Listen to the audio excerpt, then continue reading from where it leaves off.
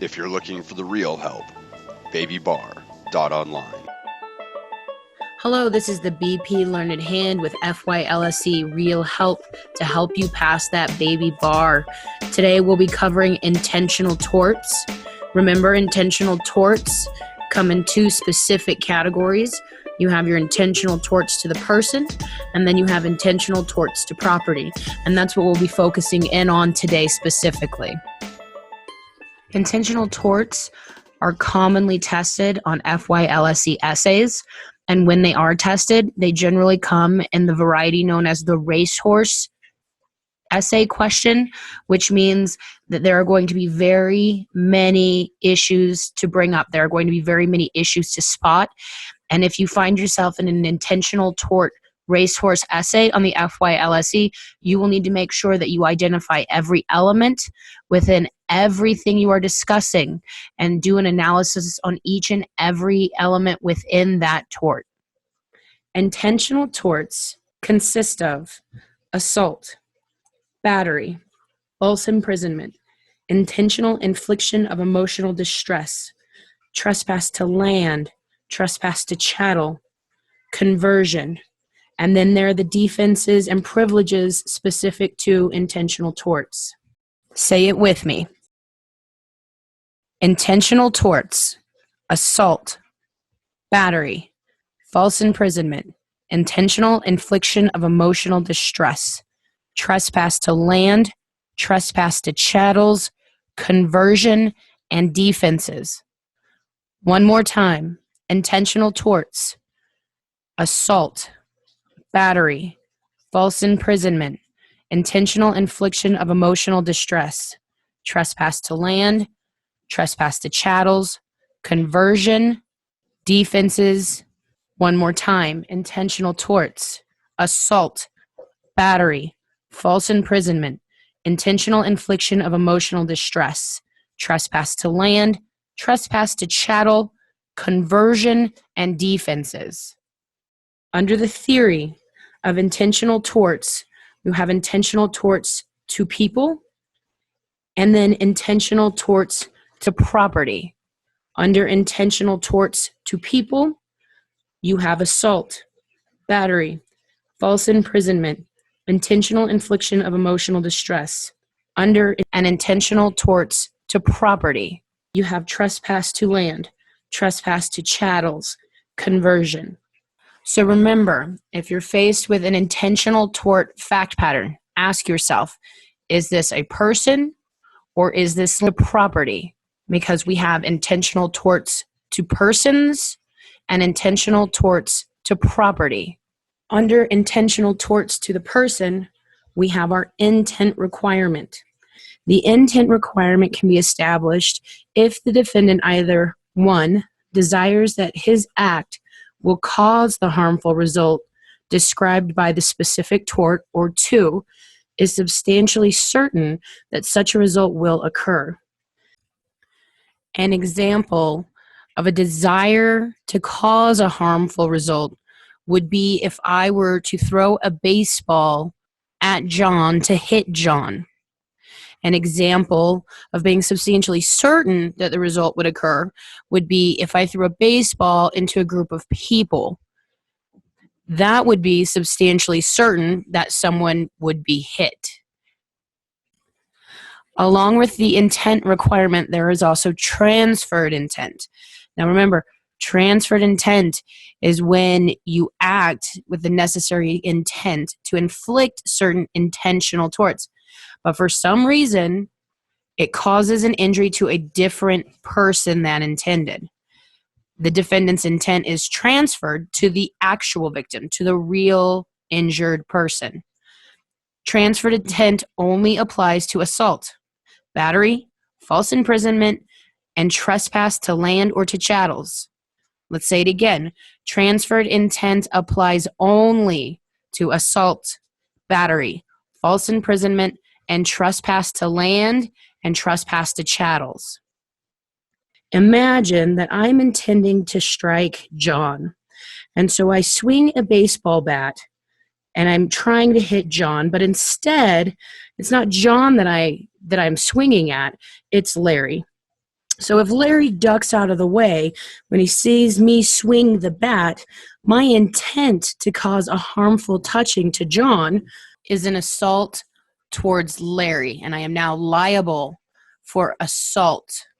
Remember, intent can be shown through either A, the desire that this act will cause the harmful result described by the tort, or when you're substantially certain that such a result will occur. In intentional torts to the person, we will always have a volitional act done with the requisite intent, which causes, and in this blank, you fill in your tort. So let's go through those first three elements: volitional act, requisite intent, and then causation. We've covered intent through A, the desire to cause the harmful result, or B, a substantial certainty that the result will occur. Part 2 is the volitional act. Now remember, a defendant is generally not held liable for a tort for acts which are not voluntary. Acts are not voluntary if they're a product of reflex, if you're unconscious, if you're having a seizure, if you did not volitionally make your body move to specifically meet these intent requirements. And then causation, which is our third requirement.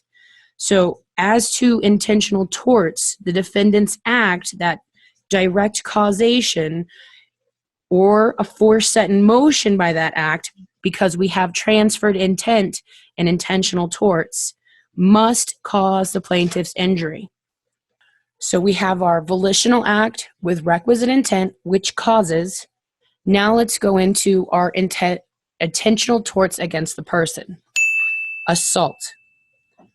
Assault is a volitional act with requisite intent, which causes the plaintiff to experience a reasonable, immediate apprehension of a harmful or offensive contact.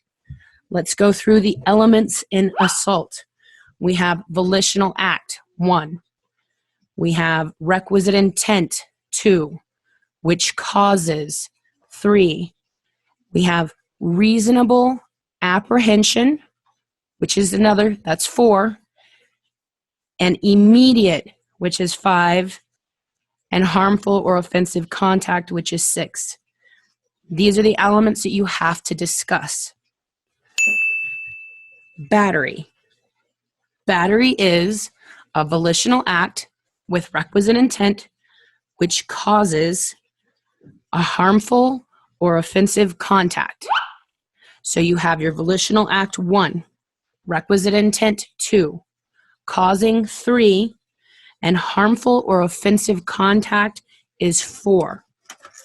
Harmful or offensive contact is anything that would be considered harmful, a pain of any part of the body, or offensive if a reasonable person would consider this offensive.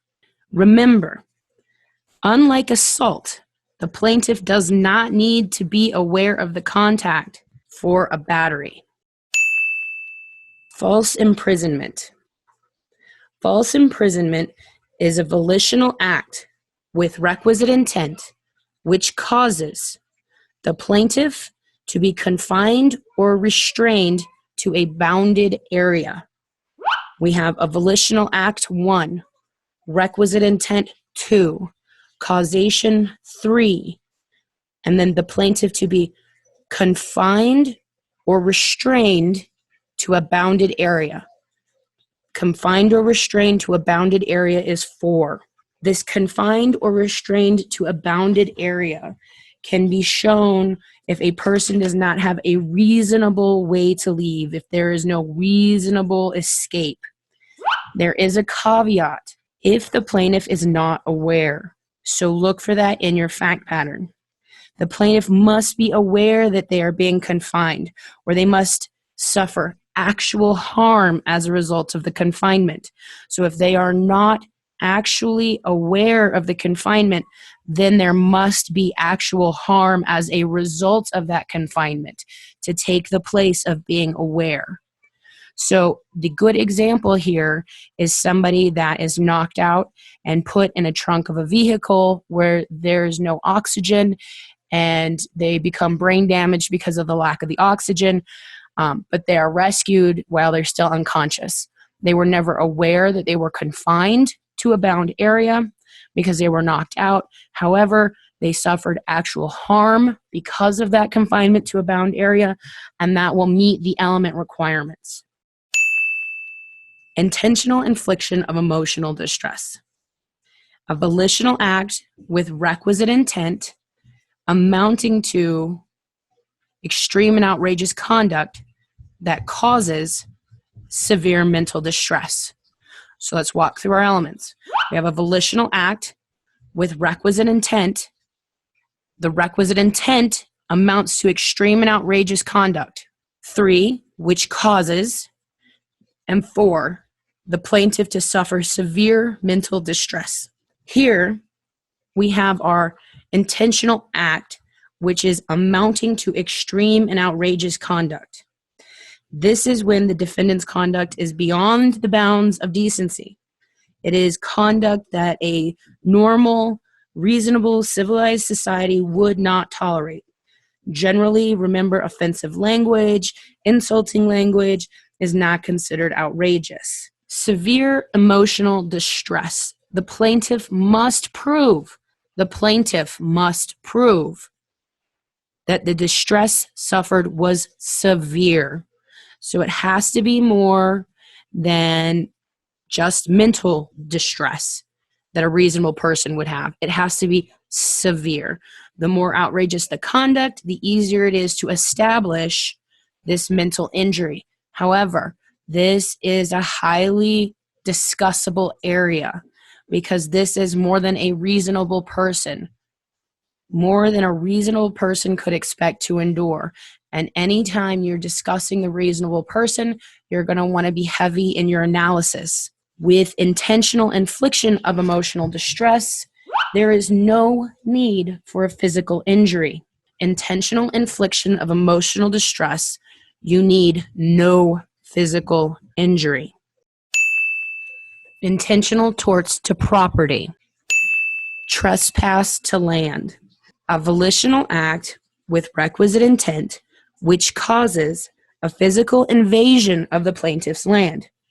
Let's go through our elements. A volitional act, 1. Requisite intent, 2. Which causes, 3.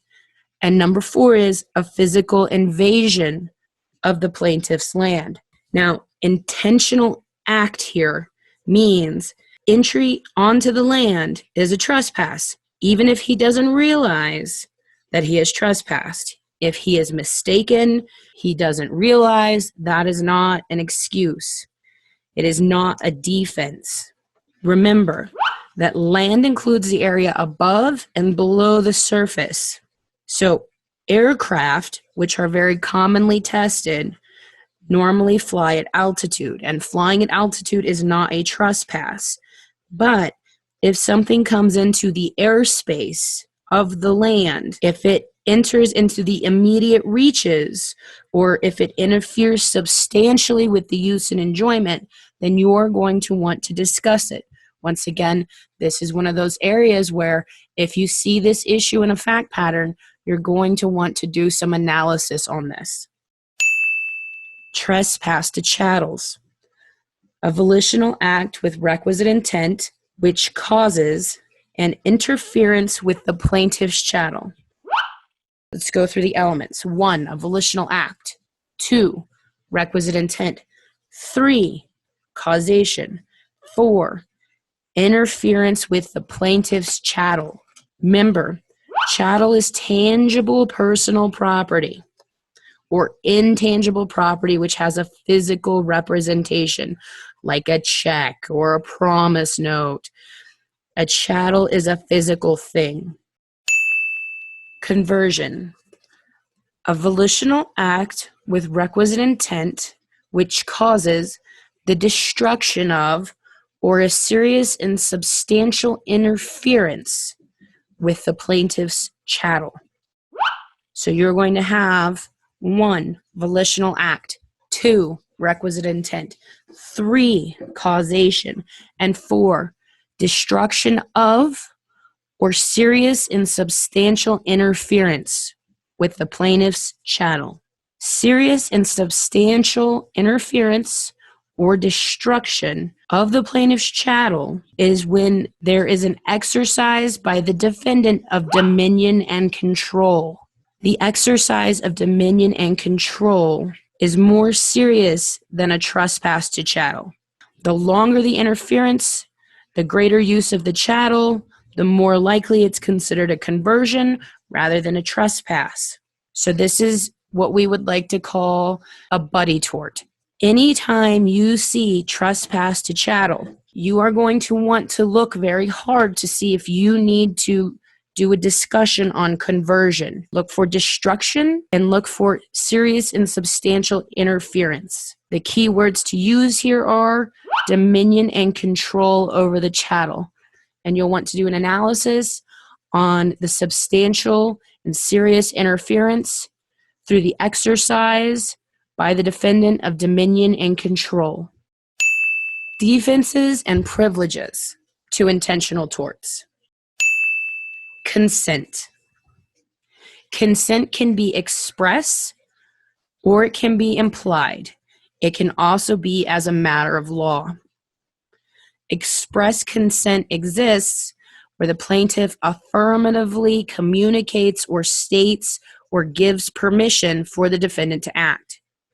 Implied consent is where a reasonable person would interpret the plaintiff's conduct as permission to act. And then consent as a matter of law happens when there's an emergency action. When you have a first responder who has to do something to prevent death, or where a reasonable person would expect consent under the circumstances, or when no reason exists to believe that the plaintiff would not consent. With consent, the consent must be effective. This means even when it's express or implied that it is an ineffective consent if it is made due to mistake, fraud, duress, incapacity, and violation of criminal statutes. Consent's not effective if it's due to a mistake. If it's the product of a mistake, if it's a product of a mistake of law or a mistake of fact as to the nature of the consequences of their act, or if they're not aware that it is a mistake. Consent is not effective, and if it is induced by fraud, the intentional deceit. Consent is not effective if it is made under duress, if it is induced by a threat of imminent harm. Incapacity to consent.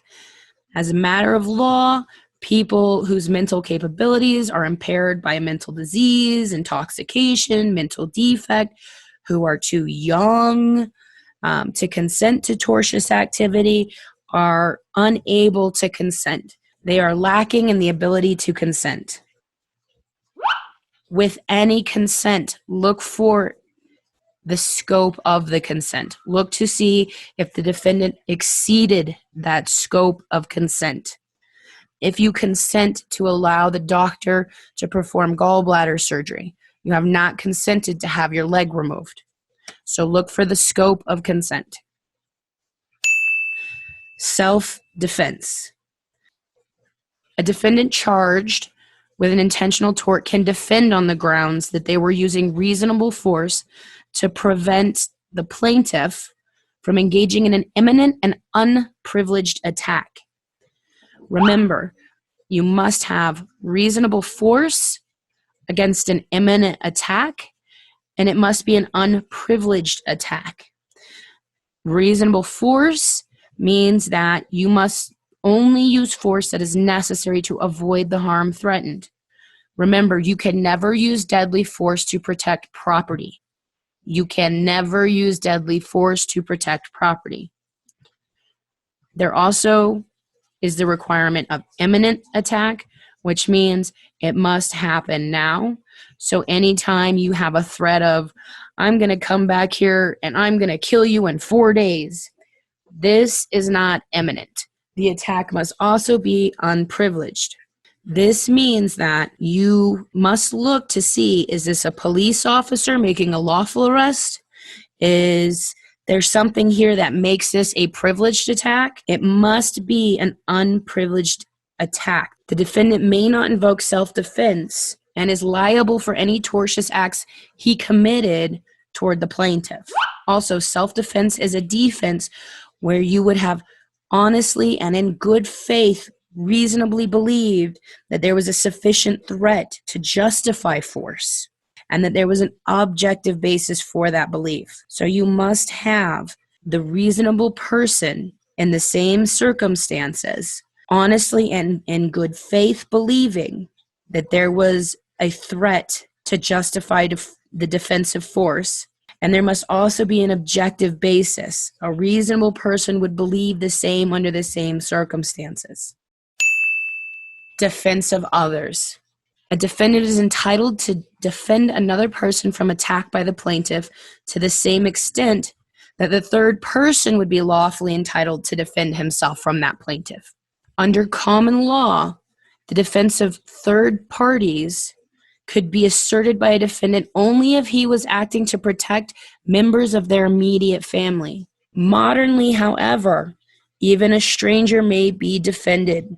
In a majority of jurisdictions, if a defendant makes a mistake about whether defense of a third person is justified, they cannot assert the defense and will be liable to the plaintiff for an intentional tort. However, a minority applies a reasonable mistake doctrine. Reasonable mistake doctrine allows the person to assert self-defense against a plaintiff if a reasonable person in the defendant's position would have believed the defense of the third person was justified and that it was necessary to protect or to prevent harm to the third person. Defense of property. Remember, you can never use deadly force to defend property. A defendant is permitted to use reasonable force to prevent the plaintiff from committing a tort against the defendant's property. A defendant may use reasonable force to promptly recover their property if it was tortiously dispossessed. A defendant may also use reasonable force to recover their property from a third party, but it must be reasonable force and the recovery must be prompt. The requirement of the recovery being prompt means it is very synonymous to in hot pursuit. Necessity. Necessity is broken into private necessity and public necessity. Defendants are permitted to injure property of another if it's reasonably necessary to avoid a substantially greater harm to the public or to the defendant himself. So we have a difference between public necessity and private necessity. Remember, regardless of whether it's public or private, it must be reasonably necessary. If the defendant is acting to protect private interests, they're justified in doing so if the threatened harm they are trying to avoid is substantially greater than the harm that would result from the action they would take. For public necessity, if the defendant is acting to protect the public, they are justified in doing so only if the threatened harm is severe. Specifically, look to natural disasters such as fires and earthquakes. When you have a private necessity, the defendant is still liable for any actual damages to the plaintiff's property. When you have public necessity, the defendant incurs no liability whatsoever for damages. So the difference between public and private necessity claims will weigh heavily in damages. Authority. Where a defendant is a police officer acting pursuant to a duly issued warrant or is acting in the face of their job, they are not liable in tort for the fact of the arrest. Where a defendant, either a police officer or a private citizen, is acting to prevent a felony which is being committed or appears to be committed in the presence of that person, they are not liable for an intentional tort based on such an arrest. Shopkeeper's privilege. A shopkeeper is not liable for false imprisonment or a related tort if that shopkeeper has reasonable suspicion the plaintiff has stolen and uses reasonable force to detain that person, if the detention is for a reasonable period and it is accomplished in a reasonable manner on the premises or in the immediate vicinity. The shopkeeper is allowed to make reasonable mistakes. However, remember, they must use reasonable force, they must have reasonable suspicion, they must be detained for a reasonable period of time, it must be accomplished in a reasonable manner, and it must be on the premises or in the immediate vicinity. Once again, you have a lot of reasonable discussions, and anytime you have reasonable discussions, there's going to be quite a bit of analysis, and you're going to want to argue for and against the reasonableness.